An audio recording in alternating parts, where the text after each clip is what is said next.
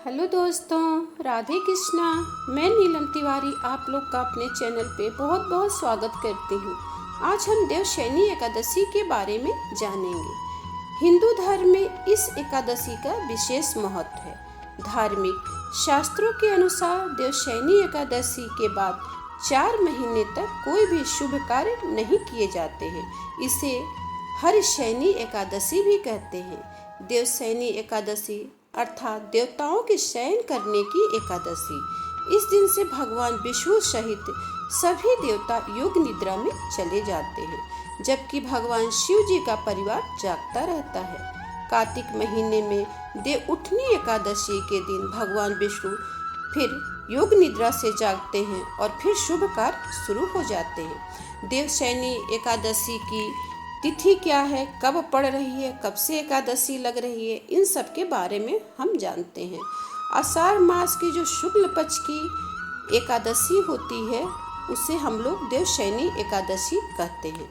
देवशयनी एकादशी इस बार जो है 10 जुलाई 2022 को, जो लोग व्रत रखते हैं वो 10 जुलाई 2022 को रखेंगे।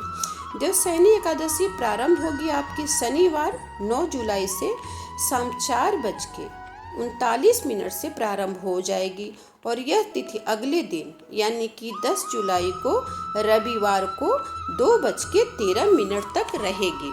इसके बाद जानते हैं कि देवशयनी एकादशी का जो है पारण का समय क्या है। देखिए, जो पारण का समय है सोमवार को 11 जुलाई सुबह 5:31 से लेकर 8:17 के बीच आप लोग को पारण कर लेना चाहिए। अब हम लोग देखिए, देवशयनी एकादशी पे इस साल 2022 में 3 बहुत ही शुभ योग बन रहे हैं। इस दिन 3 योग जो बन रहे हैं, ये एकादशी की जो लोग व्रत रहते हैं उनके फल को दुगना करते। देखिए, इसमें आपका रवि योग बन रहा है, शुभ योग बन रहा है, शुक्ल योग बन रहा है। ये जो सभी योग हैं शुभ कार्यों के लिए बहुत ही उत्तम है। अब जानते हैं कि देवशयनी एकादशी की पूजा पाठ हम भक्तों को कैसे करना चाहिए। इस दिन सुबह स्नान कर हाथ में जल लेकर व्रत का आप लोग संकल्प करें। उसके बाद विष्णु लक्ष्मी को मंदिर में पीले रंग का आसन दें और उन्हें विराजमान करें। आसन पे पीले ही वस्त्र आप लोग को बिछाना चाहिए।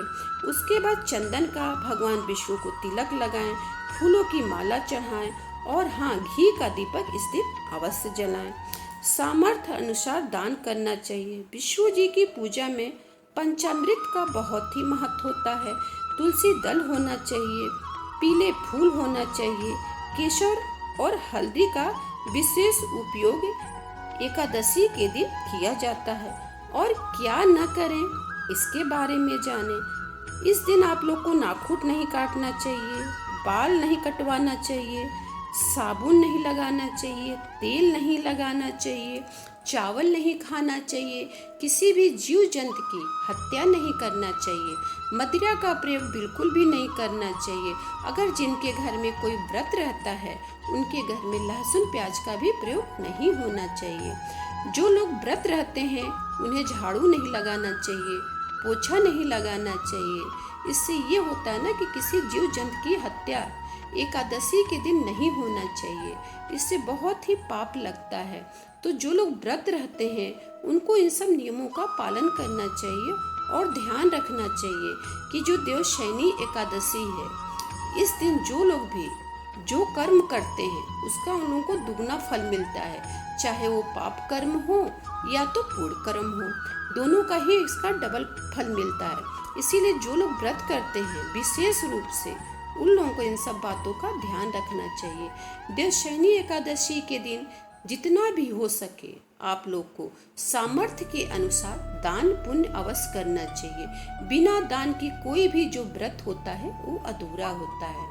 और देवशयनी एकादशी के दिन एक बहुत ही सुंदर महा उपाय है, हम आप लोग को बताते हैं। इस दिन आप लोग क्या करिए कि जो गाय होती है, जो व्रत रहता है वो गाय को क्या करे, फल खिलाए। फल में अगर आप लोग गाय को केला खिलाते हैं, केले का जो छिलका होता है उसको छील दीजिए। छिलके को आप लोग को अलग नहीं करना है, छिलका उसी में लगा रहना चाहिए। फिर उसमें हल्दी का लेप लगाइए। हल्दी के लेप लगाकर फिर उस केले को एकदम बंद कर दीजिए।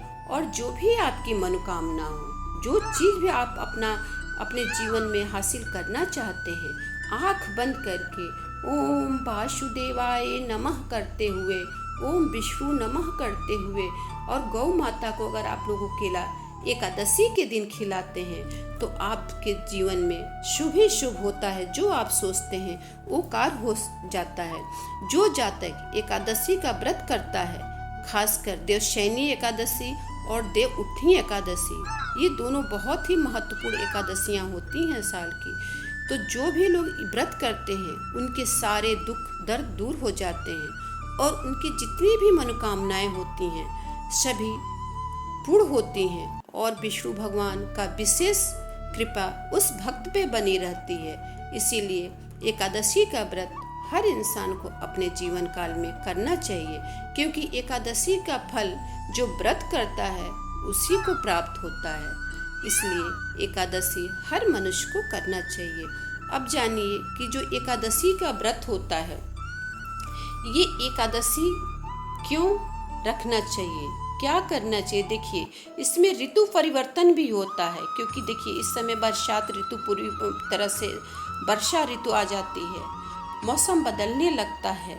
तो जब आप व्रत रहते हैं, पूजा पाठ करते हैं, सात्विक चीज़ों का प्रयोग करते हैं, तो शारीरिक रूप से भी आप स्वस्थ रहते हैं। इसलिए ये देवशयनी एकादशी और देव उठनी एकादशी दोनों ही बहुत ही महत्वपूर्ण एकादशियाँ हैं।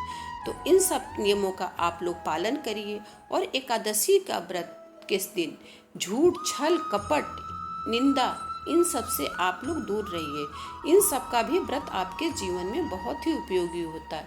अगर आप व्रत करते हैं और झूठ, छल, कपट, निंदा करते हैं तो आपका व्रत कभी भी, खासकर एकादशी का व्रत जो होता है वो पूर्ण नहीं होता। इन सब की बातों का ध्यान रखते हुए आप लोग को देवशयनी एकादशी का व्रत करना चाहिए।